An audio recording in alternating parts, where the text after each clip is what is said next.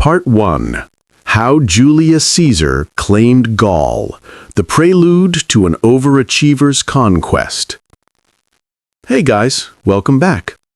Tonight, we're taking a slow, sleepy drift into one of the most ambitious military overachievements in human history. We're talking about Julius Caesar, the man who basically looked at a peaceful map of Europe and said, "You know what this needs? My face all over it." So, dim the lights, maybe grab a blanket, and let's slip quietly back to the 1st century BCE, a time when the Roman Republic was a mess of politics, ambition, and people with way too much eyeliner for their own good. And in the middle of that chaos stood one man with perfect hair, a massive ego, and an alarming amount of confidence. Gaius Julius Caesar. Because of course he did. The Rome Caesar grew up in, all politics, no chill. Now, before Caesar went stomping through Gaul, he had to survive Rome, which in his time was basically Twitter with swords. Everyone was plotting, backstabbing, and sending passive-aggressive messages through legislation. Rome in the late Republic wasn't stable. It was a political soap opera. Senators yelling in the forum, elections bought with dinner parties, and generals collecting provinces like Pokemon. Caesar was born into an old patrician family, technically noble, but honestly broke. Think of him as an aristocrat with champagne taste and no actual champagne. His family claimed descent from Venus, because of course they did. Divine ancestry was basically the verified badge of ancient politics. Young Julius grew up watching the Republic tear itself apart. Civil wars, assassinations, dictators. It was like reality TV, except everyone had a toga and a dagger. So Caesar did what any overambitious young Roman would do. He got political and dramatic. Caesar's glow up from debtor to dominator. By the time Caesar was in his 30s, he'd developed 3 things Rome adored: charm, debt, and ambition. He was charming enough to talk his way into power, deep enough in debt to make it everyone else's problem, and ambitious enough to pretend that was fine. He made friends with the right people. Pompey the Great, a decorated general who was basically Rome's action hero, and Crassus, the richest man alive. Imagine Elon Musk, but with more slaves and fewer memes. Together, they formed what historians later called the First Triumvirate, which sounds fancy, but really was just 3 egos in a trench coat pretending to cooperate. And Caesar's reward for joining this political menage a trois? A nice little governorship in a place called Cisalpine Gaul, northern Italy, basically. Close enough to Rome to keep an eye on things, but far enough to cause trouble without witnesses. The Gallic opportunity, a frontier too tempting. Now, here's where things get interesting. At the edge of Roman territory lay Gaul, modern-day France, Belgium, bits of Switzerland, and Germany. To Rome, Gaul was the Wild West, a patchwork of tribes with unpronounceable names, fierce mustaches, and a general dislike for being conquered. To Caesar, it looked like a massive opportunity, not because Rome desperately needed more land, it already had plenty, but because he desperately needed more fame, money, and soldiers loyal to him, not to the Senate. See, in Roman politics, your power depended on your army's devotion, and nothing earns devotion than years of shared plundering. So Caesar looked north and saw not barbarians, but headlines. The Helvian migration, when neighbors just won't stay put. Our story kicks off around 58 BCE, when the Helvians, a Celtic tribe from what's now Switzerland, decided they'd had enough of mountain life. They wanted to pack up, leave their rocky homeland, and move west into Gaul. Bit like a 100,000-person road trip, minus the snacks. Unfortunately, that meant walking straight through Roman territory. Caesar, being a man who loved rules only when he wrote them, said nope. He claimed they posed a threat to Roman allies, which they might have or might not, but it didn't really matter. It was a perfect excuse. He blocked their migration route, fought them, and, with dramatic inevitability, won. Tens of thousands of Helvians were killed or captured, and Caesar got his first big PR win. Rome cheered, the Senate half-clapped, and Caesar thought, this works. Enter the Germans, because why stop there? Soon after, a Germanic king named Arivastus crossed the Rhine with his warriors, setting up shop in Gaul like he owned the place. Caesar, naturally, took this as an act of aggression, because it was easier to claim defense of Rome than admit he just wanted another war trophy. He met Arivastus in battle near modern-day Alsace.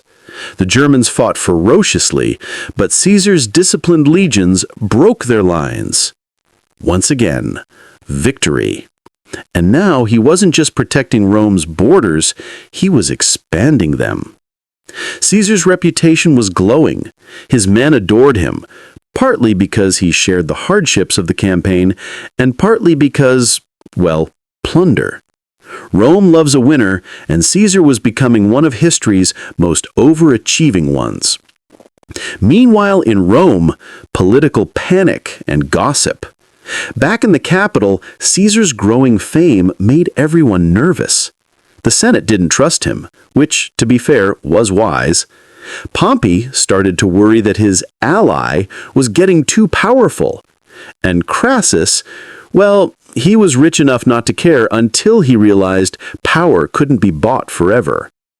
Letters from Gaul poured in, long reports written by Caesar himself, describing his victories in suspiciously elegant Latin.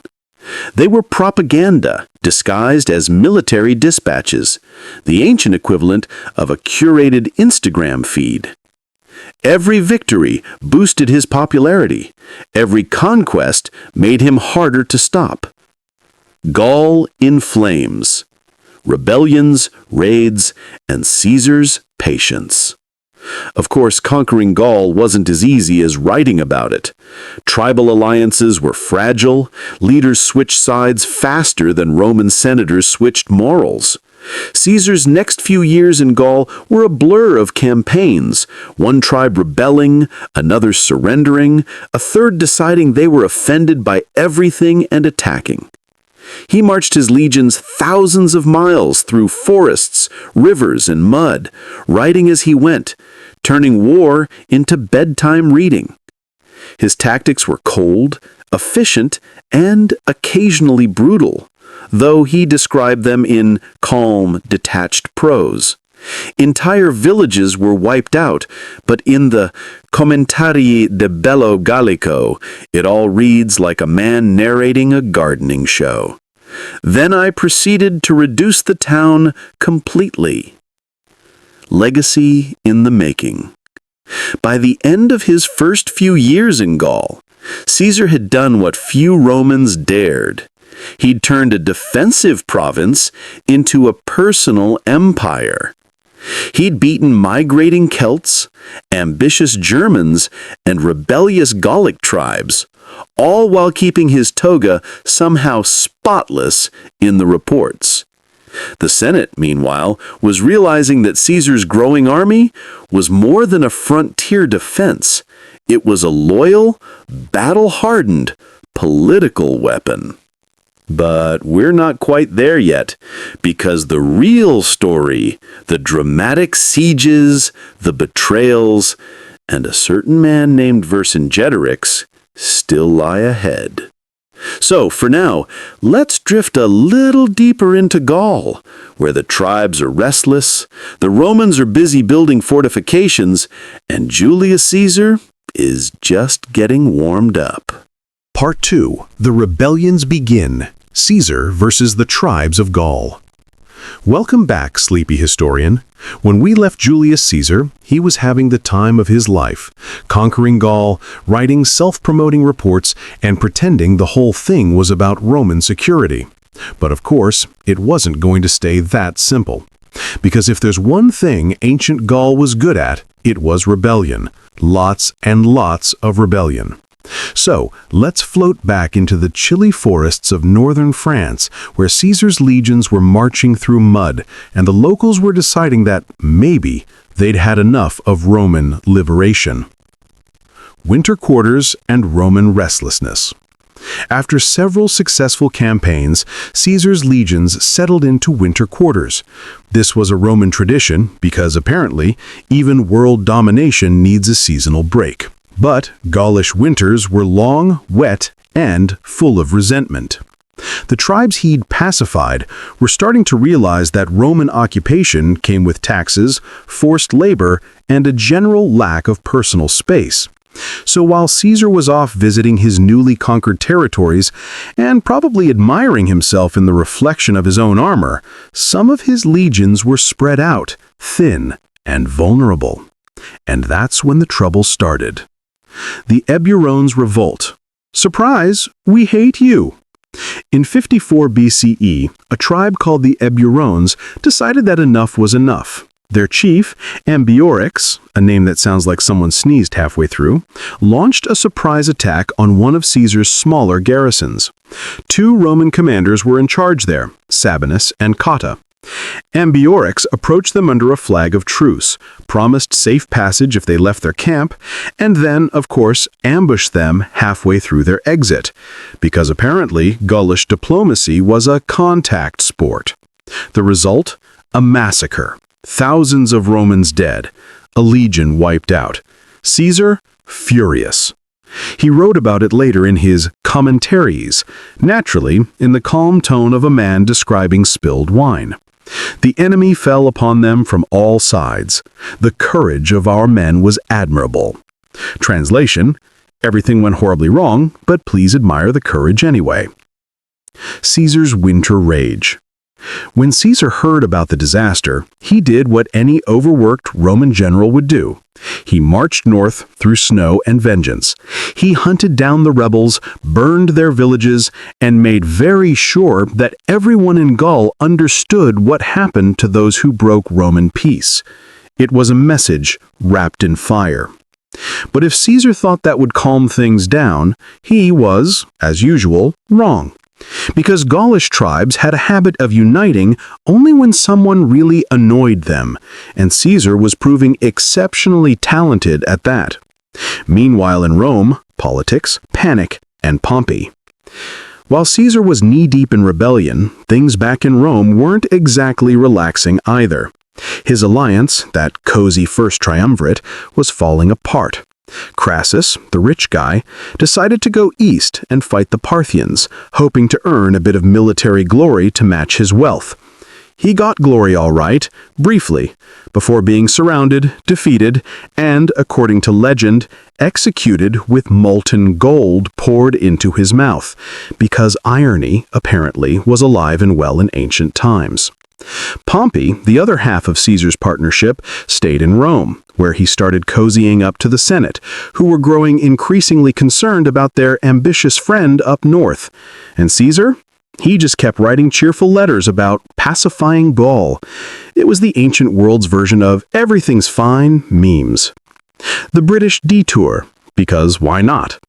In between rebellions, Caesar decided to visit Britain, mostly because he could.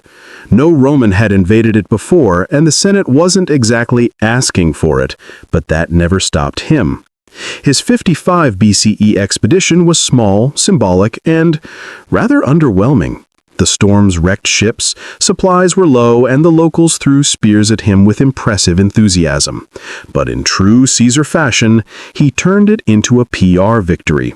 He returned to Gaul claiming he'd brought the island under Roman influence, which in Latin basically means I showed up, got rained on, and left. Still, it sounded great in the headlines. Gaul's boiling point. By 53 BCE, Caesar's campaigns had stretched the tribes thin. Many Gallic chieftains had died, surrendered, or switched sides more than anyone could count. But resentment doesn't die that easily. And in the heart of central Gaul, among the Arverni tribe, a young nobleman was quietly gathering support, a man with the kind of hair and charisma that make rebellions possible. His name was Vercingetorix. We'll get to him in a minute. But first, Caesar needed to finish putting out fires, literally, across the region.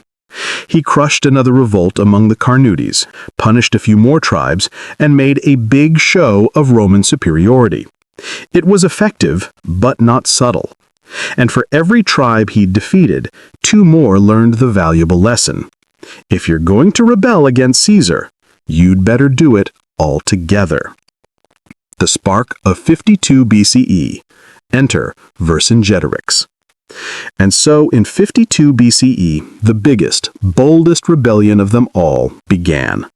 It started in the city of Cenabum, where the Carnutes rose up again and slaughtered the Roman merchants and officials stationed there. Word spread fast, smoke rose across Gaul. This time, the tribes didn't just grumble, they united. And at the center of it all stood Vercingetorix, tall, fierce, and probably exhausted by how long his name took to write on shields. He was the son of a noble who'd once tried to seize power and failed, but he learned from it. He was clever, strategic, and crucially, he understood Caesar's tactics better than most. Vercingetorix managed something no one else in Gaul had done. He convinced dozens of tribes to work together. It was like herding cats if the cats were armed Celts with competing egos. The scorched earth strategy. Vercingetorix's plan was simple and brilliant. He couldn't beat Caesar in open battle. The legions were too disciplined, too efficient. So instead, he burned everything Caesar might need. Villages, crops, food supplies, all torched. If Caesar wanted Gaul, he'd have to starve for it. The Romans hated this. They were used to marching into rich lands and helping themselves to whatever looked edible. Now they were slogging through charred fields, watching smoke curl from distant hills. Caesar called it barbaric. Vercingetorix called it Tuesday. Siege of Avaricum. Caesar gets petty. Eventually, Caesar found a Gaulish city that refused to burn itself. Avaricum, modern-day Bourges. It was heavily fortified, full of supplies, and loyal to Vercingetorix. So, naturally, Caesar decided to take it. He built siege works, trenches, towers, the full Roman architectural overkill package. It was slow, muddy, and miserable.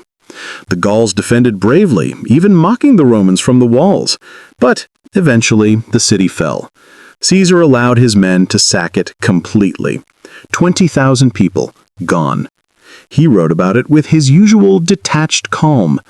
Of the entire city, scarcely 800 escaped, which is historian speak for, we burned the place to the ground, but I'm phrasing it politely. Vercingetorix regroups.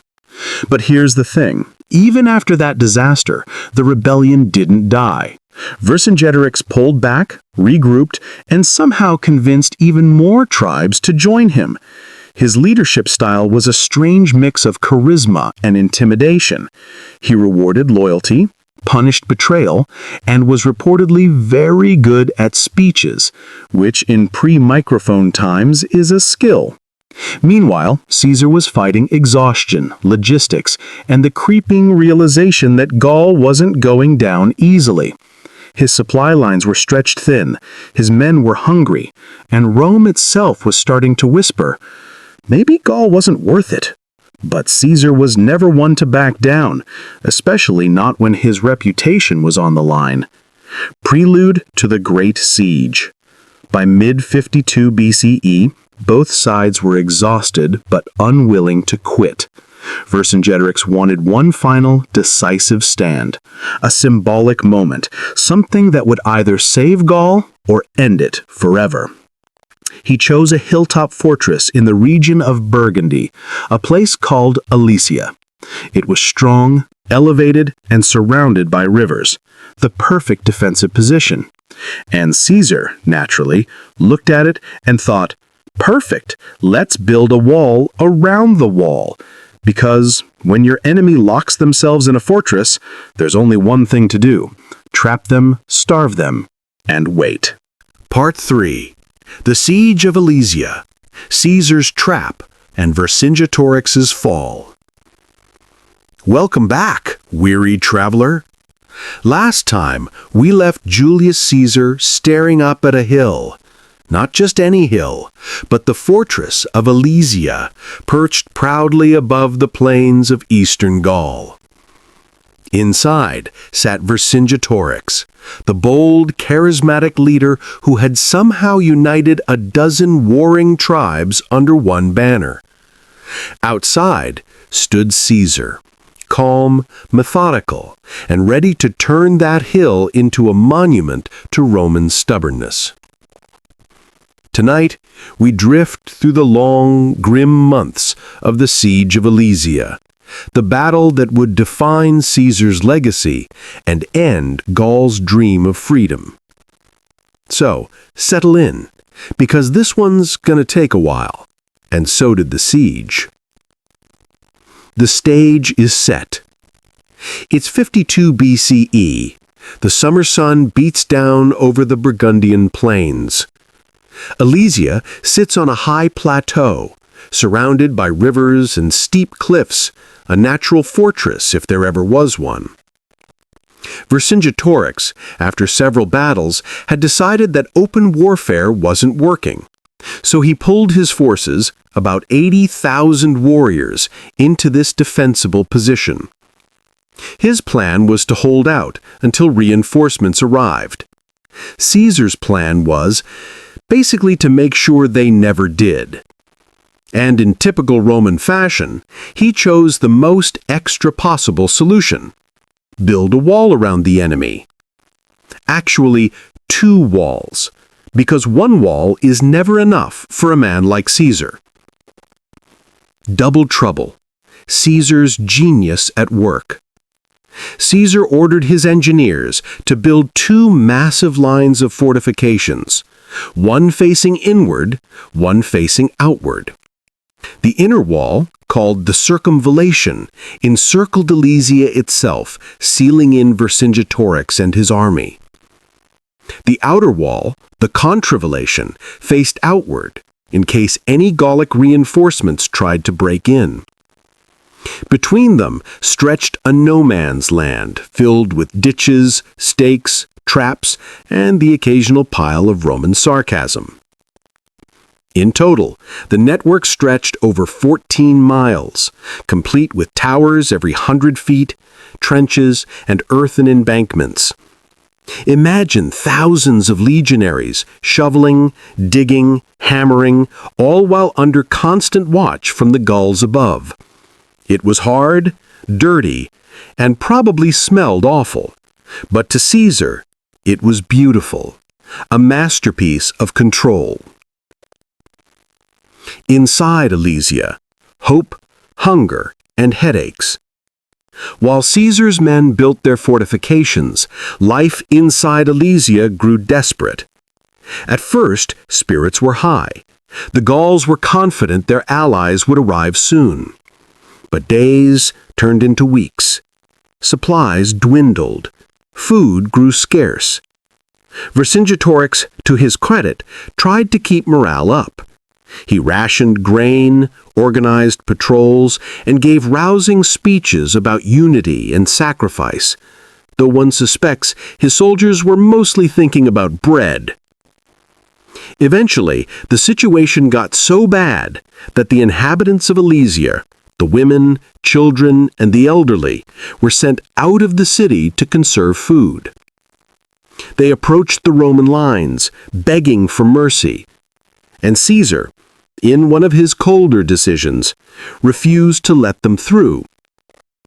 The Gauls inside couldn't take them back, so they were left between the walls, starving in the open, between conqueror and conquered. It's one of those quiet horrors of history that Caesar barely mentioned in his writings, just a line or two, as if the suffering were an inconvenient footnote. Vercingetorix's last gambit. Desperate, Vercingetorix sent out messengers before the walls were fully closed. They slipped through Roman patrols and carried a call to arms across Gaul. Come to Alesia, bring every warrior you have, save us. And somehow, the message worked. Weeks later, distant dust clouds began to rise on the horizon. The Gallic relief army was coming, hundreds of thousands strong, according to Caesar's conveniently round numbers. For the men trapped inside Alesia, hope flickered again. They lit signal fires, blew horns, and cheered. Their allies had arrived. The Romans, on the other hand, just tightened their armor and sighed, because now they were trapped between two armies, one inside, one outside, and surrounded on both sides by people who wanted them dead. Typical Caesar Tuesday. The storm of spears. The relief army hit the outer Roman wall like a tidal wave. Thousands of Gallic warriors charged, shouting war cries that echoed across the valley. Caesar's men held firm, rows of shields, javelins flying, catapults thudding. Inside Alesia, Vercingetorix's men launched their own attack on the inner wall. It was chaos. Arrows, rocks, screaming horses, smoke, and the steady drum of Roman discipline holding the line. Caesar himself, as usual, was everywhere, at once, inspecting trenches, shouting orders, occasionally performing feats of heroism that sound suspiciously well-written in his memoirs. He claimed that the Roman courage outshone the sun, which is probably true if you squint through enough propaganda. The night assault. After daylight failed, the Gauls tried again, under the cover of darkness. They crept toward the Roman lines, carrying ladders, hooks, and torches. But Caesar's traps were merciless. The fields in front of the walls were filled with hidden pits, sharpened stakes, and caltrops, nasty little metal stars designed to cripple anyone unlucky enough to step on them. The Gauls stumbled, screamed, and fell into the Roman defenses, where waiting legionaries made quick work of them. From the walls of Alesia, Vercingetorix watched the disaster unfold. Hope, once bright as fire, was now fading fast. The final push. After several days of fighting, the Gallic relief army made one last desperate assault. They found a weak spot, a hill on the Roman outer line where the defenses were thinner. Wave after wave of warriors charged. Roman cohorts buckled. For a moment, the entire campaign teetered on the edge of disaster. Caesar, because of course he did, personally rode into the thick of it, cloak gleaming, sword drawn, doing his best action hero impression. His presence rallied the troops. The line held, the Gauls broke. The relief army fled.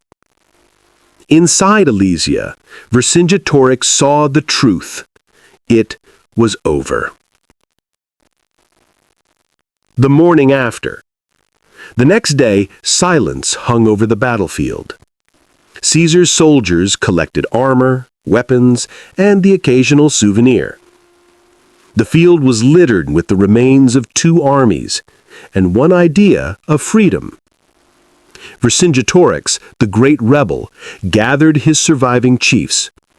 He told them he would surrender, not to save himself, but to save them. He mounted his horse, rode down the hill, and entered the Roman camp.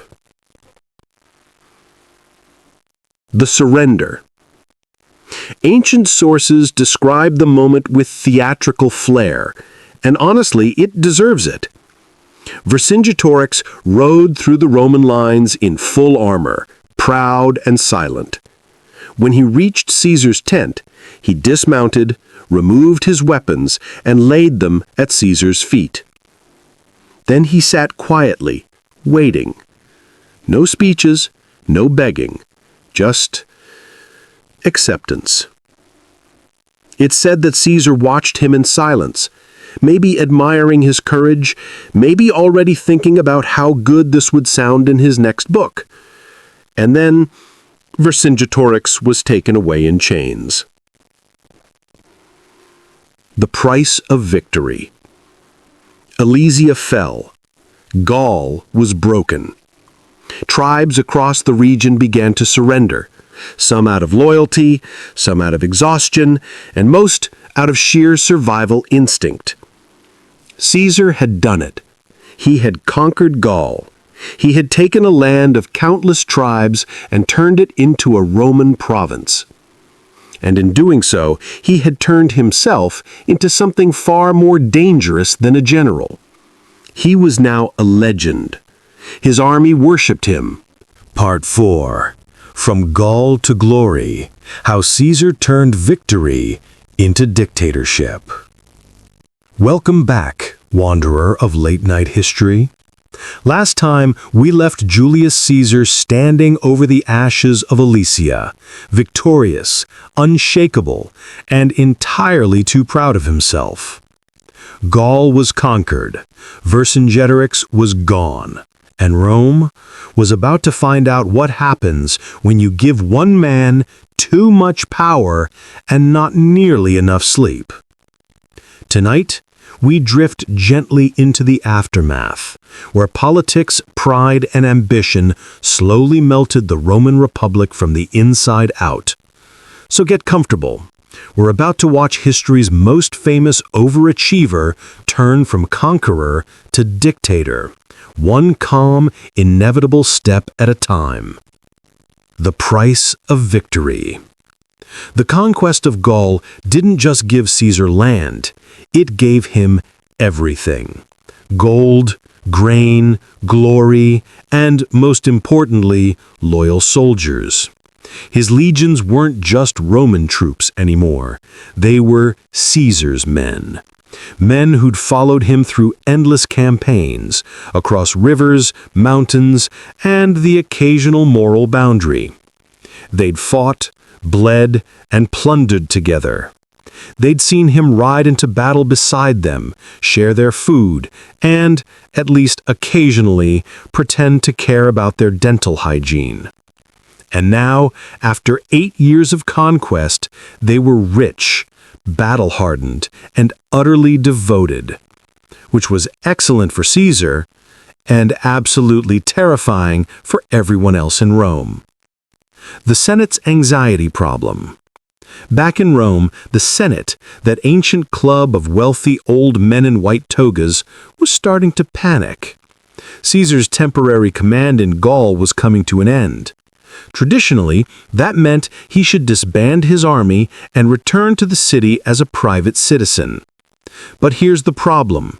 Private citizens could be prosecuted, and Caesar had made quite a few political enemies. So if he returned without his army, there was a good chance he'd be dragged into court, stripped of his titles, and possibly his life.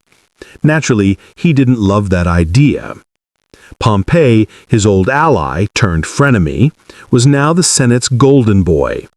He'd married Caesar's daughter Julia once, which made for nice dinners, but she died a few years earlier, taking with her any reason for peace between them.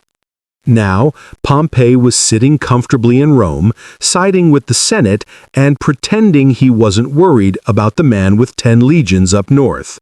Spoiler, he definitely was. Crossing the point of no return.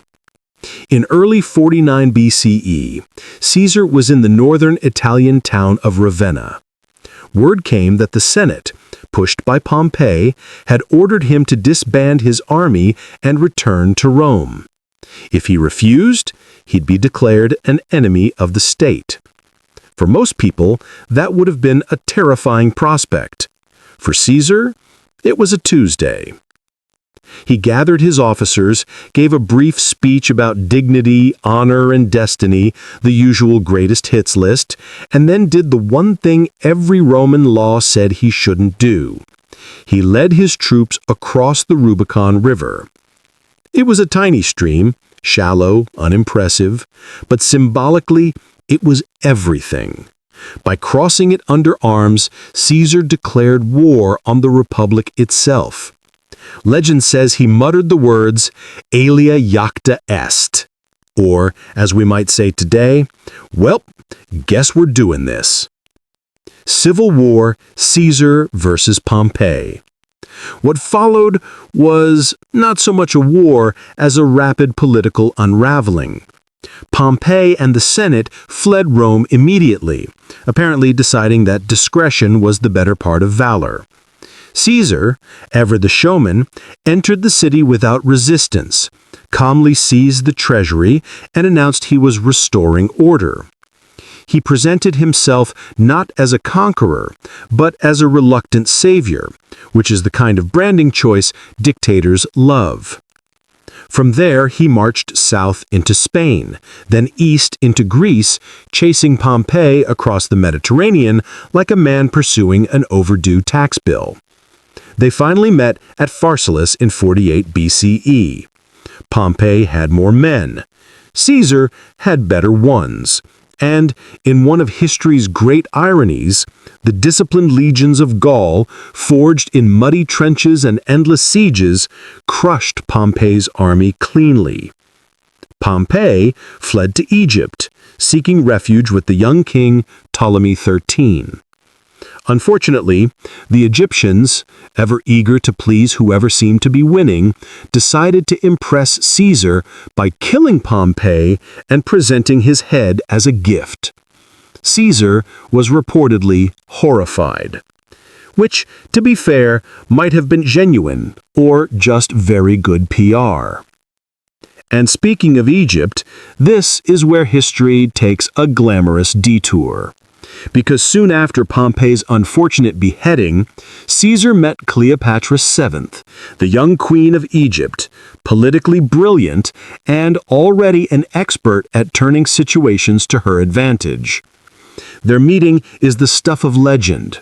She famously had herself smuggled into his palace rolled up in a carpet. Caesar, who loved dramatic entrances as much as he loved himself, was immediately intrigued. They formed both a political and personal alliance, which is historian code for you know exactly what happened next.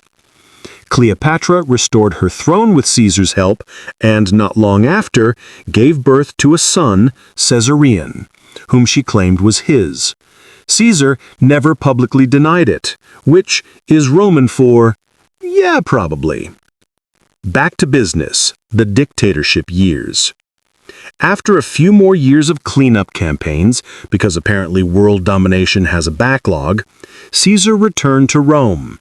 He was granted a 10-year dictatorship, which sounds temporary, but wasn't.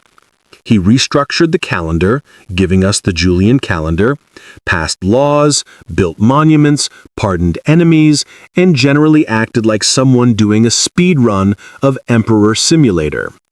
The people loved him. The Senate? Less so. He wore his power openly, and Rome's old republican traditions began to look more and more like polite wallpaper. Statues were erected, coins bore his face, and eventually he accepted the title Dictator Perpetuo, dictator for life, which, as you can imagine, did not go over well with a room full of aristocrats who thought shared power was still a thing. The Ides of March. And so, as history loves to do, it began to balance the scales. Whispers of conspiracy started drifting through the Senate. Caesar had too much power, too many honors, too many soldiers still loyal to him. Even his closest allies, men like Brutus and Cassius, began to waver. They convinced themselves that by killing Caesar, they'd save the Republic. A lovely idea, though, as it turns out, not a practical one. On the morning of March 15th, 44 BCE, the Ides of March, Caesar went to the Senate meeting in the theater of Pompeii. He was warned not to go, of course. Omens, prophecies, and a wife with very strong instincts all told him to stay home. But Caesar, being Caesar, ignored them. Inside the chamber, the conspirators surrounded him under the pretext of presenting a petition. Then, one by one, they struck. According to Suetonius, Caesar fought back until he saw Brutus, his friend, maybe even his illegitimate son, raise the dagger. And that's when he stopped struggling. He pulled his toga over his head and, with what we can only assume was a world-weary sigh, fell at the foot of Pompey's statue. Poetic in the worst possible way. Aftermath: the death of the Republic. The conspirators thought they'd saved Rome. Instead, they unleashed chaos. Caesar's death didn't restore the Republic, it destroyed it. The people rioted, his soldiers sought revenge, and out of the power vacuum rose new names, like Mark Antony, Lepidus, and Caesar's adopted heir, a quiet, calculating teenager. Together, they formed another triumvirate, because apparently no one had learned anything, and promptly went to war with each other. By the time the dust settled, the Republic was gone. Octavian, later known as Augustus, emerged as the first emperor of Rome. And thus, in a strange twist of irony, Caesar's dream of power outlived him, in the very empire that took his name. Legacy: the eternal Caesar.